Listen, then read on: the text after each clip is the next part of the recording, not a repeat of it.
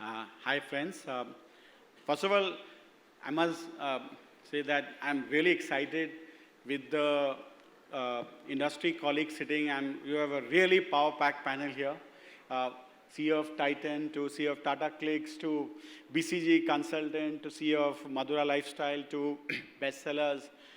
You couldn't get a more power-packed panel than this one. So let's make full use of the name that you are spending time with us here. Let me, start with the topic itself. Let's make the business of fashion great again. And fashion, not only apparel, it's lifestyle, accessory, watches, everything is sort of included in that. Let's take the opening comment of all the panelists. Suparna being the only woman, maybe she should start. And then let's get everybody's view on the topic, and then we'll have a free-flowing discussion. Thank you, Shailesh. Very excited to be here. Good morning to all. You're right that the business of fashion has become difficult. And if you think about it, there is a consumer, and I'm a lifelong marketer, and everything that we do in Titan, we start with the consumer. I think things have fundamentally shifted with what consumers want in the last 5 years. And COVID has something to do with it because it was a complete disruption. But when people came back out of COVID and started experiencing the joys of fashion, because fashion to a lot of people is necessity, like you do need clothes. But I think fashion is much more than that. And I think generations of consumers have come in who behave very differently, fundamentally, intrinsically, than, say, 10 years back. And I know there are all the terms of millennials, Gen Zs, and even if I don't go into the exact terminology, I'm just saying that somebody who was 12 years old 6 years back is now 18 and in the fashion category. And maybe in that, out of the 6 years, two and a half years was gone in COVID. And the way they interact with fashion, what they want from life, what they want from, because a lot of fashion is also about self-image and who they want to be, who they want to project as, where they buy, when they buy. There's so many fundamental changes. And and there is also correspondingly the whole D2C startup environment. And we find a lot of companies, as was mentioned, we didn't even hear of 2-3 years ago, and they're now doing big business. And it's not just about fashion, and I'll just take 3-4 examples. Like, think about sugar.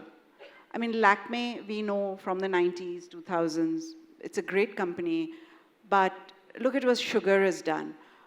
If you think about luggage, you have the VIPs of the world, but think of what a small design-led company like Mokabara has done. Similarly in shoes, similarly in things like furniture, things like mattress. I think my favorite example is Wakefit. What I'm trying to say is that maybe a lot of us who are in big established companies do need to think of, have we got the real nub of the consumer? Have we really understood what the consumer wants right now, and not our traditional consumer who's been buying for 10 or 15 years? So I think there's some fundamental changes or evolution in the way younger consumers especially behave, what they expect, that we may not be fully aligned with. And that's where a lot of the stress comes from. That is why the rivers of khakis, that is why the commodity, that is why the pricing challenge, that is why the P&L channel. That is why, since you don't know what will sell, you make thousands of everything, and eventually you will have unsold stock, and then you have no choice but to discount. So it's a bit like that. Yeah, hi. Morning, everyone. I think I'm the lone.com here, as such, with all, brands. So I've spent quite some years of my life, being with a department store. And, my transition into a pure e-commerce business also taught me a lot of things. One of the things which I felt, okay, was made for e-commerce business is that consumer is only looking for discount, right? If you want to buy discounted, if you want to buy from e-commerce, you have to be on discount, right? Otherwise, we'll go to the store, physical store and buy. One thing which I did, okay, and when I started my career, saying, okay, I can't be a me too with everyone else, okay, so let me do something, how can I have more full price in the business, yeah? And instead of going to the Vishaks and the Shaileshes and the Vineets of the world to say that, okay, can you give me 10% more discount, okay, on the product, I told my teams that go and say that, okay, can we launch new collections, okay, along with when you are launching in your stores. I think there was a tech issue, okay, there was the issue of brands not being very comfortable because they knew that the discounting happens, okay, and all that, blah, blah, blah. But I will say that with support of all the people, okay, who are there and who are sitting on this particular dais, today I can confidently say that I have seen businesses up to 25%, okay, not being discounted. Number one. Number two, like he said about Trend, okay, at Tata CliQ, Trend is a very, strong player.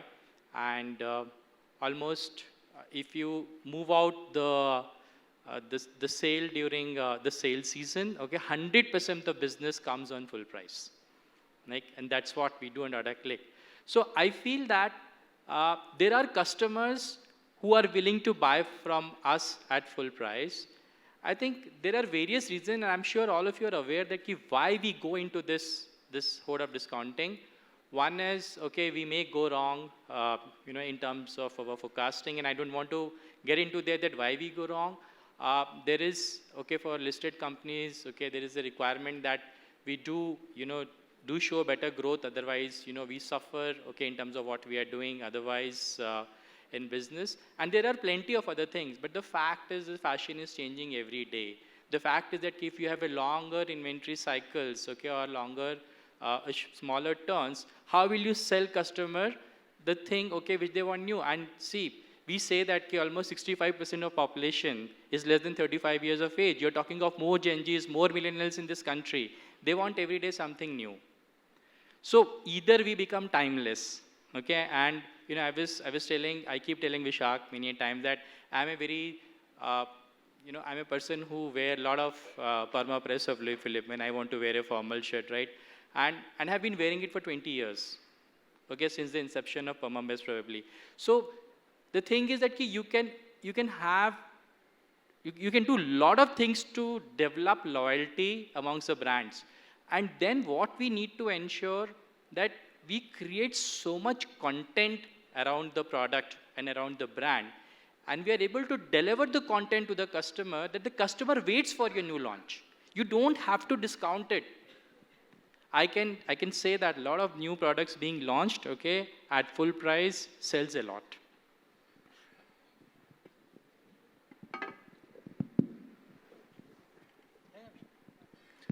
Good morning, everybody. A bit of truth test here for everybody. You get up in the morning and you're getting ready for the day. You have a nice shower, and now you've come out maybe with your towel or whatever. And now is the part when you open your wardrobe, right? We all do that? Yeah? And what do I wear today is an important thing that you deal with. I think all of us have a duty to make that ritual an enjoyable ritual for every consumer. When he or she opens that wardrobe, okay, and looks forward to an outfit which has been created by one of us and say, oh, I love this fit from Alan Solly, or love this color from Tommy Hilfiger, or so on. I think we owe it to the consumer to create, and that speaks to the point that Shailesh made earlier about how do we make sure that we bring differentiation, newness, excitement, make it worth the consumer's while, make her look forward to opening that wardrobe and picking up something which will make his or her day. As we create better and better, we must recognize a few things which made Shailesh think of this theme. The first is, ours is a business where discounting has been higher for a reason. And the fundamental reason is the high fixed cost culture, right? When you have a high fixed cost model, okay, you have to deal with it by saying, okay, I need to sweat this fixed cost more. I think all of us have a responsibility to work with landlords, with malls, etc., to find ways by which this fixed cost can be calibrated better, either with revenue shares or by making sure that there is a method in this madness of having a cost. There are properties where the real estate cost is higher than the product cost. Right? How do you correct for some of these anomalies and find a business model with malls, with real estate players, which makes for a semblance of normalcy in this business model?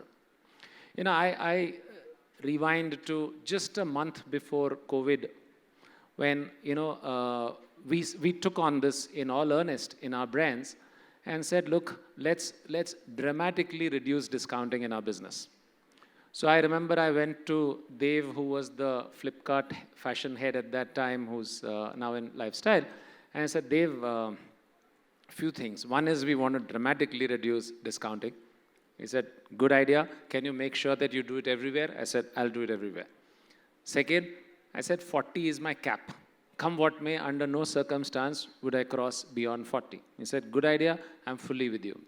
Same thing I did with Arun Sardeshmukh at Amazon and so on with various key partners.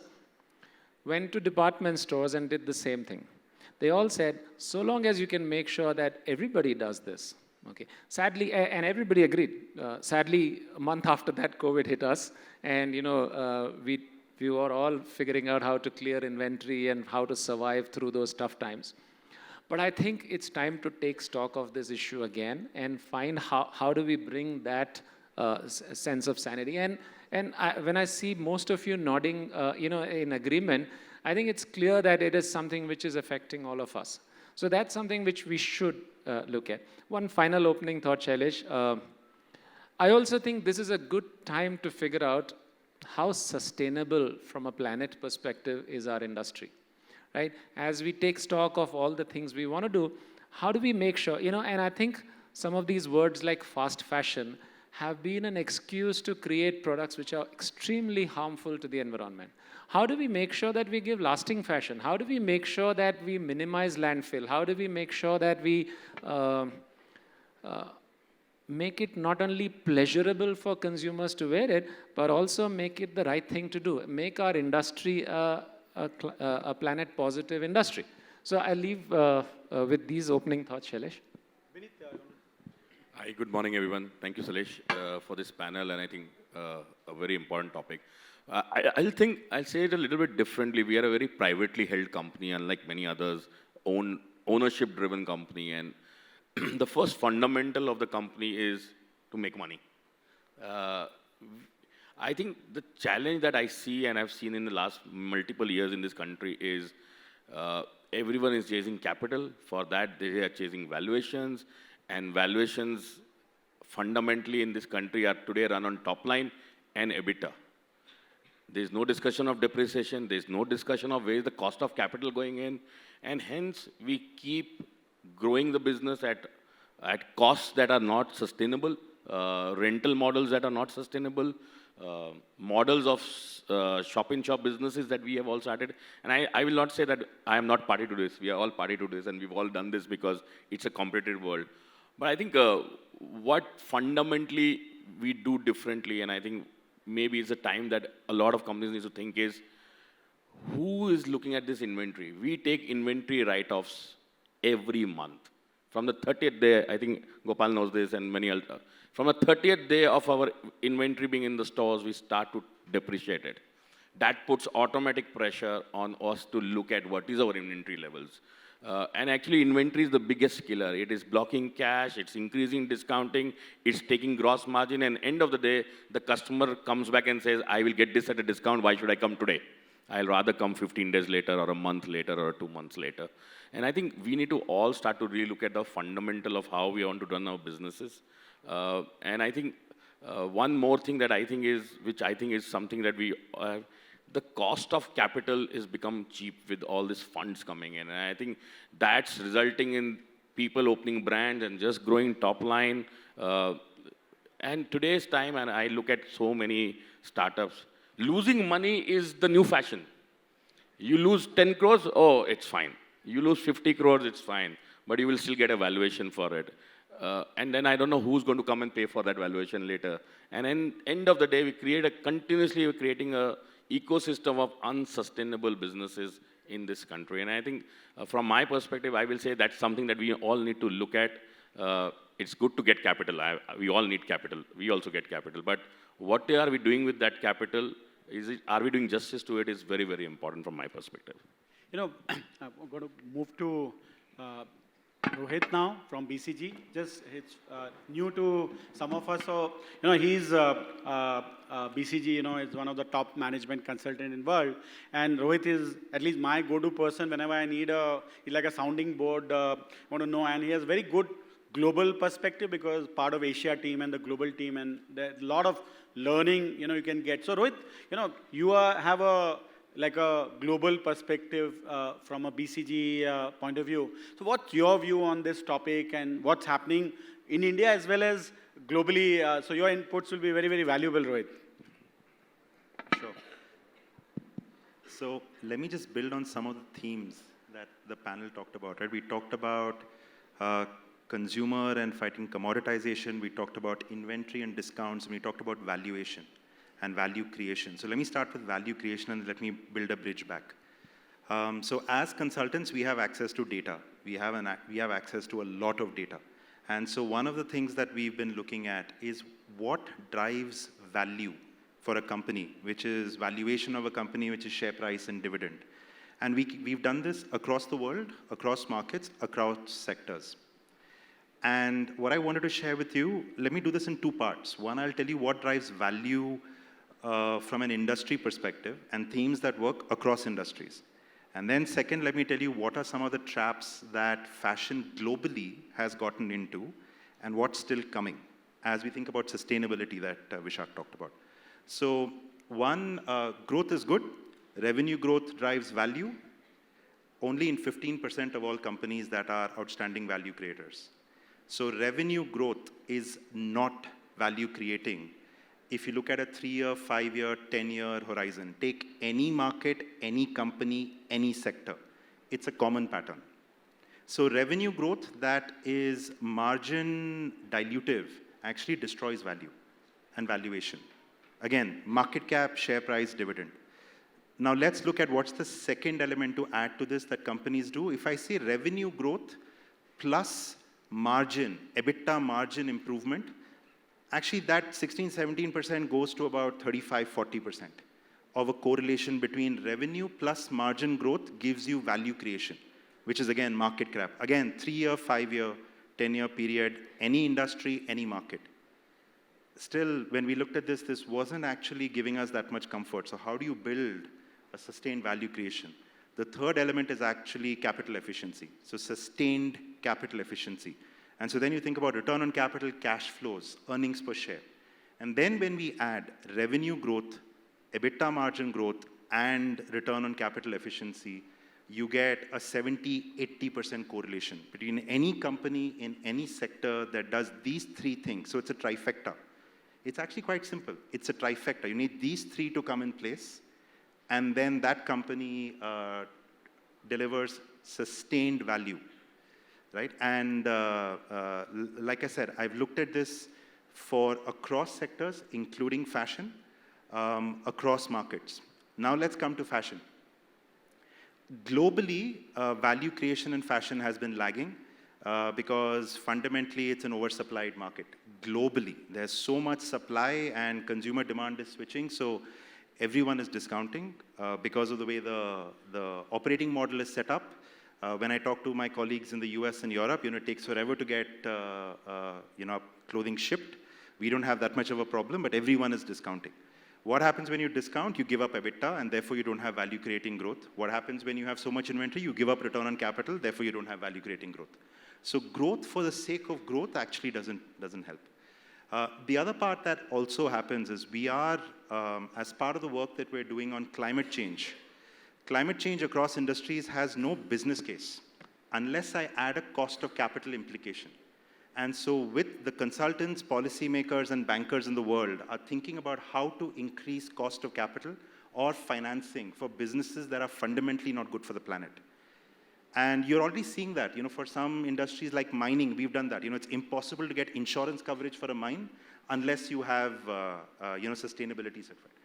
It's coming for this business, because if I just look at the cost to the planet based on the amount of waste that is generated globally, there is going to be a cost of inventory that is just going to be beyond discounting and the capital deployed. And then building on the point that, consumers, then you get into the negative loop of Me Too products, and therefore the category gets commoditized. There's no joy when you look at the wardrobe, and you're discounting, so it's a race to the bottom. And so that's just the patterns that, and the facts behind it. Thank you. Our discussions are more, P&L, balance sheet, valuation. I'm also talking about that. Let's keep that aside for a moment now. Let's think like marketeers. Let's think like people in the fashion industry, and leave EBITDA and ROCE and, discounting aside for the time being. We have sort of discussed at length that we need to reduce discounting and work on commoditization, improve the inventory turn, not have oversupply. So that's one important side, very, very important side. But I'm not saying let's park that. What else is, required to, make this industry great again? And what are things from consumer side or from fashion side, from product side, from talent side? Are there some one or two solutions that panel, wants to pass it on to the audience here? Anyone can take, outside of the balance sheet, financial, etc. What are the other ideas that, we can, discuss to make this industry great again? Should I? Yeah, please go ahead. So clearly, one thing which works, and each one of us needs to do much more of, is innovation. And innovation in design, innovation in products. And I can give you multiple such examples. Take, let's say, India is a cricket-loving country. And we created in Peter, England, a gentleman's league, which was a cricket-inspired story. And we created a line which, right from, I'll give you examples. We took the stitch of the cricket ball, created top stitches like that for clothes. We took the stain of the ball, which as it applies to your trousers, we took that. We took various such influences, runaway success, and, all the challenges of various things in one side, and Gentlemen's League just kept flying through. So I think there is, Gopal talked about Poma Press. And, I can tell you, and Shailesh has worked on Poma Press when he was brand manager Louis Philippe. I have worked on Poma Press when I was brand head. And there are so many people since then who have worked on it. And every edition, we keep getting better and better. It's a product which has gone through 25 years of innovation, right? And again, and that's the kind of franchise you can create with innovation. So I think it'll be imperative for us as an industry to say, look, we've got to innovate and constantly find ways by which we create differentiation for consumers. Suparna, you want to add something? Yeah, absolutely. I totally agree with what you said, Vishak. The thing about innovation, and this I go back to my earlier point on Gen Zs more than millennials, but certainly Gen Zs and millennials put together, which is what is innovation for them now? And, maybe the equivalent of Poma Press for you guys is the Edge. Now, the Edge, Titan Edge watch was actually the Edge movement, and the first launch was in 2002. So it's been 22 years. And for a long time, we were, because it is one of the thinnest movements in the world, it was meant to be very minimal. It was in 2018 that we came out with a watch called the Ceramic Edge, which had the I would say the full-bodied ceramic, which is as a material very shiny and very glossy, which then gave a twist to the minimal movement. So the innovation has to be also, and then it took off. It is now a huge brand, Edge as well as Ceramic Edge. And I think the point is that sometimes there needs to be a certain coalition of ideas to unleash creativity and innovation which is relevant for today's generation. Otherwise, I think a lot of established brands, every year you'll see that your average age of consumers is going up by 1.